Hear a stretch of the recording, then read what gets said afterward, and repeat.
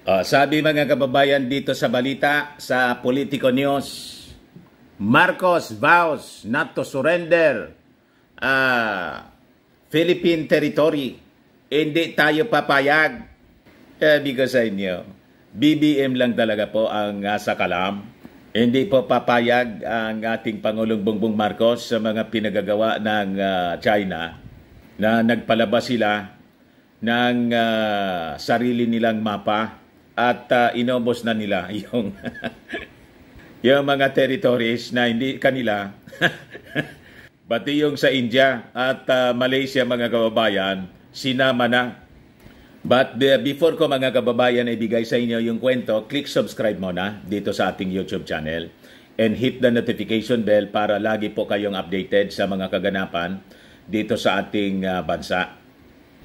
Wag na rin po ninyo na skip yung ating mga commercial ads para tuloy-tuloy lang ang pag-unlad ng ating ekonomiya. So, yan po mga kababayan yung ating Pangulong Bongbong Marcos. Pero yung mga statements ng ating Pangulo po, kalmanti lang po. Wala po siyang angas. Ngayon, nag-react mga kababayan yung Chinese Foreign Ministry kasi galit yung India. Pati siyempre tayo dito sa Pilipinas, pati yung Malaysia, nag-react na rin po. Sabi ng Chinese Foreign Ministry, kalma lang anya. So, kalma lang daw tayo habang kinakamkam nila yung ating territory. Matindi po talaga yung mga Chinese. Wag lang daw tayo overreact. Sabi ng Chinese Foreign Ministry. But anyway, sabi ng ating Pangulong Bongbong Marcos rito, President Marcos Jr. reiterated yesterday that he won't give up Philippine territory to any foreign power, anya. Hindi tayo papayag na basta't kukunin sa atin ang teritoryo ng Pilipinas. Marcos Jr. said during talk to troops in Western Command Lawak Gymnasium, doon po sa Palawan. Sabi rito, although the Philippine presence in Palawan is limited in terms of number of men and equipment compared to other claimants, the President said the military maintains an orderly presence in the area. That is the very difficult and important job that the Western Command has before you. And I can only say that I think it is significant to note that the efforts that you have been making under your command have been effective, and despite the fact that we are trying to maintain and would really rather than not, basta kung maari lang, wala na tayong ganyang klaseng gulo na iniisip according to him. The Western Command, he added, is playing a very, very important part in keeping the peace in defending the country's sovereign territory, sabi ng ating Pangulong Bongbong.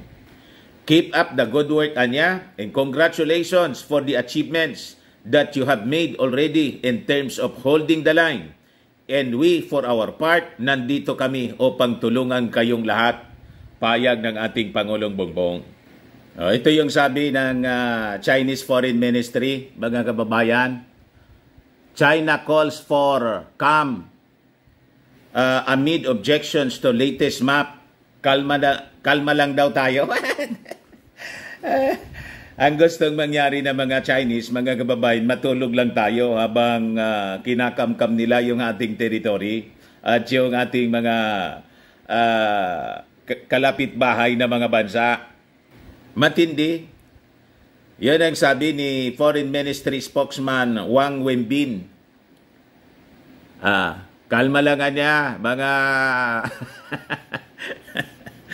mga Bombay, mga Taiwanese. Yung Taiwan, kanila yun sabi nila.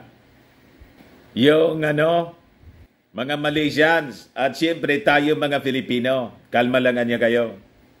So sabi rito, China has asked countries whose territories it claims as its own to remain calm.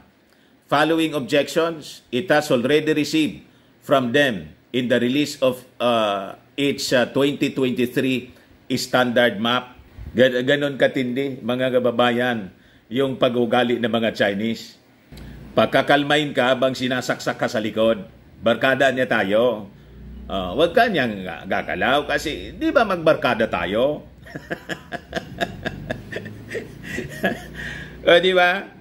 So sabi rito, Wang Wenbin, China's foreign ministry spokesman said, concerned countries must refrain from over-interpreting the issue as China's standard map, which lays claim to the parts of the Philippines, Malaysia, Indonesia, Vietnam, Brunei, Taiwan, and India, is a routine practice. Routine practice daw nila, itong pangangamkam nila. What? Madaling sabi, ganon ang ibig sabihin. Routine practice lang naman anya namin ito, yung pag-release ng mapa. What? Normal ito sa kanila, mga kababayan.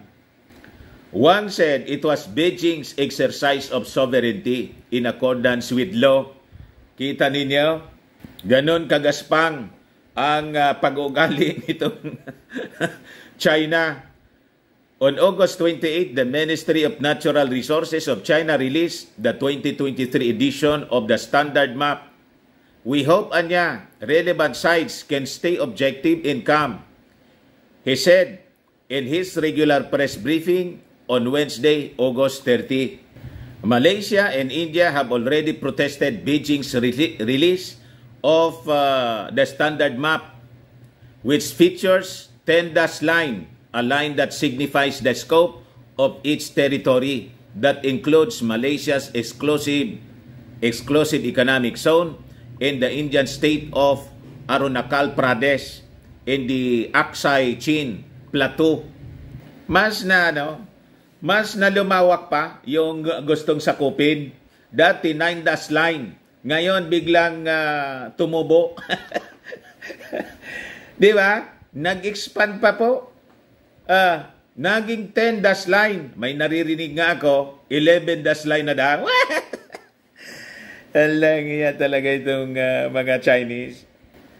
Meanwhile, the Philippine government has not released, as of this writing, its comment on the inclusion of the West Philippine Sea, a part of the bigger South China Sea, in the 10-dash line. Nag-react na po kahit na yung ating Pangulong Bongbong Marcos. At yung hindi yata updated yung sino nag-publish nito. Manila Bulletin. So sabi rito, Malaysia does not recognize China's claims in the South China Sea as outlined in the China Standard Map 2023 edition, which covers Malaysia's maritime area. Malaysia's foreign minister said in a statement. So maganda po na nag-react na po sila. So, marami na tayo na magiging kakampi sa pagsusulong po ng pag-recognize ng desisyon ng UNCLOS dito sa ating territory. Kasi, pag hindi sila mag-support sa atin, pati sila mga kababayan, ganun din ang gagawin ng China. At ito na nga po yung ginagawa ng China. Sabi naman po ng India, External Affairs Ministry, we reject these claims as they have no basis. Such steps by the Chinese side only complicate the resolution of the boundary question. Meanwhile, the Philippines and other countries' territorial claims over the respective EECs are based on the provision of the United Nations Convention of the Law of the Sea, which China ratified. Kaya yon ang problema po. Nag-ratify yung China pero hindi nila nire-recognize yung ratification nila. Ganon katindi. Kaya sabi ng ating Pangulong Bongbong Marcos, ang ating bansa niya would not take lightly the 10-dash line map ng China po. As he reaffirmed that the country would continue to defend our territorial sovereignty, our territorial rights. Sabi ng ating Pangulo, now, once again, we have received the news that the 9-dash line has been extended to 10-dash line. We have to respond to all of this, and we will, the President said. These are operational details that I would prefer not to talk about. Ayaw niyang i-discuss na. sa publiko siyempre. So sabi ng ating Pangulo, the United Nations Convention on the Law of the Sea or UNCLOS gives the Philippines solid ground in terms of maritime territory claims against changing approach by other countries such as China's 10-dash line. We have to stay true to the rules-based international law, especially the UNCLOS, pahayag mga kababayan ng ating Pangulong Bongbong. So yun man lang po mga kababayan, yung mga balita ngayon, baka lang gusto ninyo po itong itry. Fairmax Firming and Lifting Cream, pinapahid po sa mga pulses and affected area. Mainam po sa paninigas ng mga kaso-kasuan. Ito naman po, Automax Radiant Serum. Sa mukha naman yung application. Anti-aging po siya. You will look 10 years younger than your age. Sa mga cancer patients naman po, baka lang gusto ninyo itong itry. Nengxia Red Mix Fruit Drink. Hindi man po siya gamot, food supplement siya. Kaya lang, gawa siya mga kababayan sa goji berry. Yung goji berry may anti-cancer properties. Ayos?